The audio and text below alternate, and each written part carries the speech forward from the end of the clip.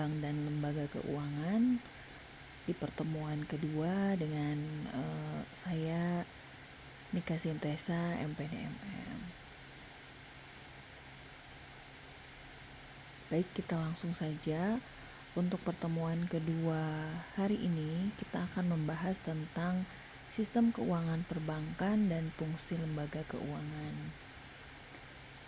Sebetulnya sesuai dengan materi yang sudah pernah disampaikan di minggu kemarin, bahwa kita tahu bank itu adalah badan usaha yang menghimpun dana dari masyarakat dalam bentuk simpanan dan menyalurkannya kembali kepada masyarakat dalam rangka meningkatkan taraf hidup rakyat banyak.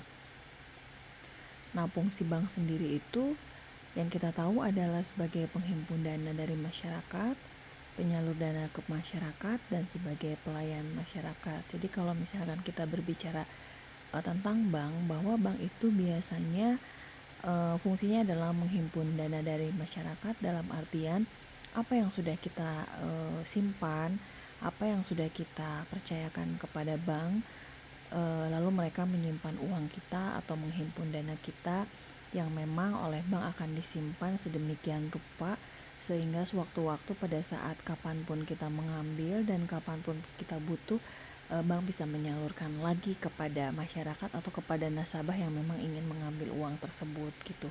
Dan selain itu juga mungkin bank juga memberikan pelayanan kepada masyarakat dalam artian mungkin mempermudah transaksi ataupun mempermudah masyarakat dalam melakukan hal-hal yang memang dibutuhkan yang berhubungan dengan keuangan. Yang selanjutnya di sini adalah untuk prinsip kegiatan usaha tersendiri itu adalah ada prinsip kehati-hatian, ada prinsip kepercayaan, ada prinsip kerahasiaan, dan ada prinsip mengenal nasabah. Itu untuk prinsip-prinsip yang kita kenal dalam perbankan gitu ya. Kalau kita lihat jenis-jenis bank itu ada beberapa macam. Yang pertama kita lihat dari jenis kegiatannya. Nah, kalau berdasarkan jenis kegiatannya itu ada yang dinamakan bank sentral, di mana bank sentral itu adalah badan keuangan yang memang bertanggung jawab untuk mengatur kestabilan badan-badan keuangan serta menjamin agar kegiatan badan-badan keuangan tersebut dapat menciptakan tingkat kegiatan ekonomi yang tinggi dan stabil. Biasanya bank sentral ini memang mengatur semua yang namanya setiap kegiatan ataupun yang memang supaya dari kegiatan tersebut itu bisa menciptakan tingkat kegiatan ekonomi yang stabil yang dilakukan oleh Bank Indonesia atau yang dilakukan oleh Bank Sentral. Bank Sentral di sini adalah Bank Indonesia mungkin yang kita kenal ya. Oke, yang kedua adalah bank umum. Bank umum itu biasanya bank yang melaksanakan kegiatan usahanya seperti menghimpun dana dan bisa memberikan pinjaman ataupun jasa lalu lintas pembayaran dalam bidang keuangan kepada masyarakat. Itu yang termasuk ke dalam bank umum. Yang selanjutnya adalah ada yang dinamakan bank syariah. Mungkin salah satu contohnya bank yang dikelola sesuai dengan prinsip-prinsip ekonomi Islam. Di sini bukan hanya bank muamalat saja, sekarang sudah berubah menjadi Bank Syariah Indonesia yang memang semua bank itu sudah sudah bergabung menjadi satu untuk nama syariah gitu ya. Tidak ada lagi BCA Syariah, tidak ada lagi Mandiri Syariah, tidak ada lagi BNI Syariah, tapi mereka sudah mengatasnamakan BSI atau Bank Syariah Indonesia. Yang selanjutnya adalah ada yang namanya Bank Perkreditan Rakyat atau yang kita kenal adalah dengan BPR, di mana BPR ini adalah bank yang menerima simpanan dari masyarakat hanya dalam bentuk deposito berjangka, tabungan, atau bentuk lainnya dan memberikan pinjaman kepada masyarakat. Itu yang termasuk ke dalam Bank Perkreditan Rakyat atau yang kita kenal dengan BPR. Nah, menurut badan hukumnya ada 3. Ada perseroan terbatas, ada koperasi, dan ada perusahaan daerah. Kalau misalnya berdasarkan kepemilikannya itu ada bank pemerintah, ada bank swasta, ada bank campuran, ada bank pemerintah daerah atau yang kita kenal dengan BPD gitu ya. Nah, yang selanjutnya adalah bagaimana sih pemanfaatan produk dan jasa perbankan di sini. Biasanya yang kita tahu dalam produk perbankan itu ada yang namanya kredit pasif. Kredit pasif inilah adalah aliran dana dari masyarakat yang masuk ke dalam bank. Itu adalah yang namanya kredit pasif. Biasanya meliputi giro, deposito, tabungan, deposit on call, deposit automatic rollover. Jadi apabila kita memiliki rekening giro, biasanya pengambilan uang itu hanya cukup dilakukan dengan menggunakan selembar cek. Ini seperti contoh yang terlihat di dalam layar ini ya. Ini yang termasuk ke dalam cek gitu ya, yang memang kita ketahui bentuknya hanya berupa selembaran kertas sebetulnya ya, tetapi manfaatnya banyak. Yang selanjutnya adalah kita berbicara tentang kredit aktif. Kredit aktif di sini adalah dana yang digunakan masyarakat untuk kegiatan yang memang produktif. Biasanya meliputi kegiatan meliputi kredit rekening koran, kredit reimburse gitu ya, atau LC yang kita kenal, atau letter of credit, kegiatan accept, kegiatan dokumenter, kredit accept, kredit dokumenter, kredit dengan jaminan surat berharga. Biasanya sertifikat tanah inilah yang memang merupakan contoh surat berharga yang dapat dijadikan jaminan untuk mendapatkan kredit. Biasanya seperti itu. Jadi ketika kita ingin mengajukan kredit, kita bisa memberikan jaminan mungkin dengan cara memberikan sertifikat, mungkin sertifikat tanah ya, salah satu contohnya. Yang selanjutnya adalah ada jasa-jasa perbankan yang kita kenal. Ada beberapa macam jasa perbankan gitu ya. Yang kita tahu ada jual beli valuta asing, ada jasa penyimpanan, ada jasa pengiriman atau transfer uang, ada pemberian jaminan, ada kartu kredit, ada cek perjalanan, ada inkaso, ada ATM, dan ada kartu kredit. Ini adalah jasa-jasa yang kita ketahui kalau kita mengenal jasa-jasa yang ada di kita, atau jasa-jasa perbankan yang memang mereka tawarkan atau mereka berikan untuk masyarakat, untuk memberikan kemudahan-kemudahan yang memang masyarakat butuhkan. Nah, alasan pemanfaatan produk dan jasa biasanya macam-macam ya. Ada mungkin bagi siswa atau bagi mahasiswa gitu ya. Biasanya memudahkan untuk siswa di sini adalah mereka dari punya tabungan bisa melakukan pengiriman uang gitu ya.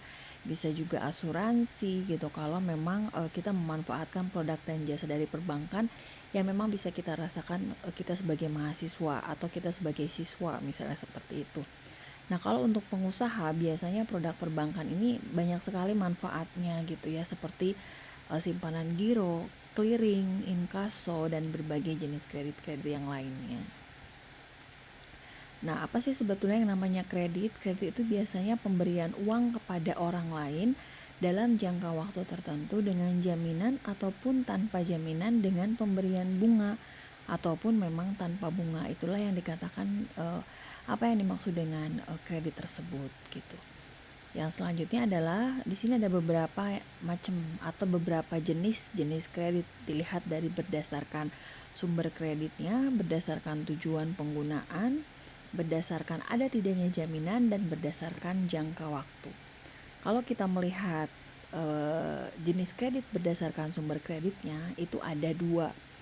Ada sumber kredit dari dalam negeri dan ada sumber kredit sumbernya dari luar negeri. Kalau berdasarkan tujuan penggunaannya, kita lihat di sini ada produksi dan ada konsumsi. Kalau memang kita lihat ada tidaknya jaminan, di sini terbagi menjadi kredit blanko, kredit berjamin. Atau berdasarkan jangka waktu, di sini ada jangka waktu pendek, ada jangka waktu menengah, dan ada jangka waktu yang panjang gitu ya. Bagaimana sih ketika kita ingin atau kita mengenal yang namanya syarat-syarat pemberian kredit? Kalau kita mau memberikan kredit terhadap seseorang atau terhadap orang yang memang mengajukan pengajuan untuk kredit gitu ya, biasanya kita dilihat dari karakter, yang kedua dilihat dari kemampuan, yang ketiga dilihat dari modal, yang keempat dilihat dari jaminan, dan yang kelima adalah dilihat dari kondisi ekonomi, di mana ketika bank memberikan kredit kepada kita, itu tidak semata-mata kita mengajukan langsung di ACC, tetapi terkadang banyak survei yang dilakukan atau banyak wawancara yang memang dilakukan disesuaikan dengan mungkin kemampuan kita, apakah bisa membayar atau tidak pada jangka waktu yang sudah ditentukan gitu ya, apakah ada jaminan yang diberikan, bagaimana kondisi ekonominya dan lain-lain, mungkin secara garis besarnya seperti itu gitu ya. Nah di sini kalau kita lihat ada istilah-istilah yang memang kita kenal ketika kita mau mengajukan syarat pemberian kredit gitu ya. Selain 5 ini, kita juga mengenal ada istilah party, ada istilah purpose, return, repayment, risk, dan lain-lain gitu ya. Yang selanjutnya adalah bagaimana sebetulnya kebaikan dan keburukan dalam pemberian kredit. Kalau kita berbicara kebaikan, berarti mungkin salah satunya adalah meningkatkan produktivitas. Yang kedua, memperlancar arus barang dari produsen kepada konsumen, memperlancar transaksi dagang, mengaktifkan fungsi uang dan pemerataan pendapatan. Tetapi di sisi lain ada pun memang keburukan dari pemberian kredit ini. Gitu. Biasanya membuat orang melakukan transaksi yang bersifat spekulasi, mendorong orang untuk meningkatkan konsumsi yang terkadang di luar kemampuannya gitu. Atau mengakibatkan kelebihan produksi dan inflasi. Jadi terkadang ada segi negatifnya juga ya, yang memang bisa kita ketahui ketika kita punya kartu kredit lah, salah satu contohnya seperti itu. Nah sekarang di sini dalam bank dan lembaga keuangan ini mungkin kita mengenal yang namanya lembaga keuangan bukan bank gitu. Kalau tadi kita berbicara tentang bank, sekarang mungkin istilah yang dikenalnya LKBP, lembaga keuangan bukan bank, di mana usaha yang bergerak atau badan usaha yang bergerak di bidang keuangan yang secara langsung ataupun tidak langsung menghimpun dan menyalurkan dana kepada masyarakat. Fungsinya di sini biasanya mendorong perkembangan pasar modal dan membantu permodalan perusahaan ekonomi yang lemah untuk fungsi dari LKBB tersendiri. Nah, yang selanjutnya adalah jenis-jenisnya. Kita lihat ada di sini ada lembaga pembiayaan pembangunan dan lembaga perantara penerbitan serta perdagangan surat berharga. Mungkin kita mengenal adalah adanya asuransi, adanya leasing gitu ya. Dan memang di sini asuransi dan leasing ini mungkin salah satu contoh dari yang namanya lembaga keuangan bukan bank. Nah, bagaimana prinsip-prinsipnya? Prinsipnya biasanya salah satunya adalah dengan mengenal nasabah gitu ya. Nah, kalau misalkan ini tadi sudah sedikit dibahas juga ya tentang bank sentral gitu ya. Mungkin di sini kita ulangi lagi tentang bank sentral ini adalah badan atau bank yang memang bertanggung jawab mengatur kestabilan badan-badan keuangan serta menjamin agar kegiatan badan keuangan tersebut dapat menciptakan tingkat kegiatan ekonomi yang tinggi dan stabil. Kalau untuk fungsinya biasanya di sini ada tugas dan wewenangnya juga gitu. Kalau untuk tugasnya biasanya mereka menetapkan dan melaksanakan kebijakan moneter, mengatur dan menjaga kelancaran sistem pembayaran. Kalau untuk wewenangnya adalah menetapkan sasaran-sasaran moneter dengan memperhatikan sasaran laju inflasinya. Dan yang selanjutnya adalah melakukan pengendalian moneter, itu untuk wewenang dari Bank Indonesia sendiri. Sedangkan kalau perannya gitu ya, ada beberapa macam. Yang pertama, menjaga stabilitas moneter antara lain melalui instrumen suku bunga dalam operasi pasar terbuka, menciptakan kinerja lembaga keuangan yang sehat, mengatur dan menjaga kelancaran sistem pembayaran, melakukan riset dan pemantauan stabilitas sistem keuangan khususnya, dan menjadi jaring pengaman sistem keuangan yang ada di kita. Nah, mungkin yang kita kenal mungkin ada istilah OJK gitu ya. OJK ini adalah lembaga yang bertugas untuk mengatur dan mengawasi kegiatan di dalam sektor jasa keuangan. Jadi harus terpercaya lah. Kita mengenal satu bank misalkan, nah mungkin kita diawasi oleh siapa? Oleh mereka, oleh OJK yang memang ditunjuk atau lembaga yang memang bertugas mengatur dan mengawasi kegiatan di dalam sektor jasa keuangan. Biasanya yang kita kenal itu OJK. Fungsinya untuk apa? Menyelenggarakan sistem pengaturan dan pengawasan yang terintegrasi terhadap keseluruhan kegiatan di sektor jasa keuangannya. Nah, di sini ada beberapa tugasnya juga. Selain mengatur, mereka juga mengawasi gitu ya, kegiatan keuangan atau jasa keuangan di sektor perbankannya, ataupun di sektor modal, ataupun di sektor pengasuransian, ataupun dana pensiun, lembaga pembiayaan, dan lembaga jasa keuangan lainnya. Inilah yang memang tugas OJK yang sudah kita kenal semuanya, bahwa ketika kita sudah diawasi oleh OJK, satu bank tersebut kurang lebih mungkin akan lebih terpercaya dan lebih aman gitu ya.